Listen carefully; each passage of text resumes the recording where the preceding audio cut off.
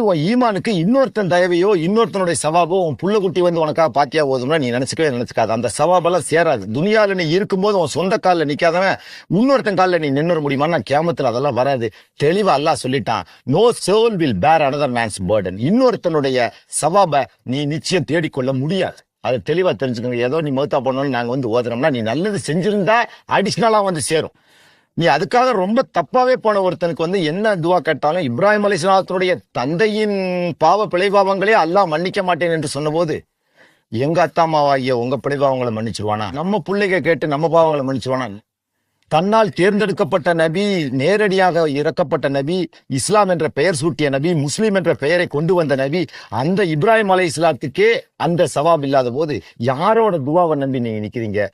ஈமான்ங்கிறது நீங்களா தேடிக்கொள்ள வேண்டிய ஒன்று. It is a self earning matter. நீங்க தான் அதை ஸ்ட்ரைட்டா போகணும். அதனால நீங்க இது யாரோ வந்து செய்வான்னு நினைச்சீங்கன்னா தப்பான வழியில் இருக்கிறீங்க அல்லது தவறான குறிக்கோள்ல இருக்கீங்க. ரைட். அதனால இன்னொருத்தரோட சவாபு இன்னொருத்தருக்கு போய் சேரவே சேராது.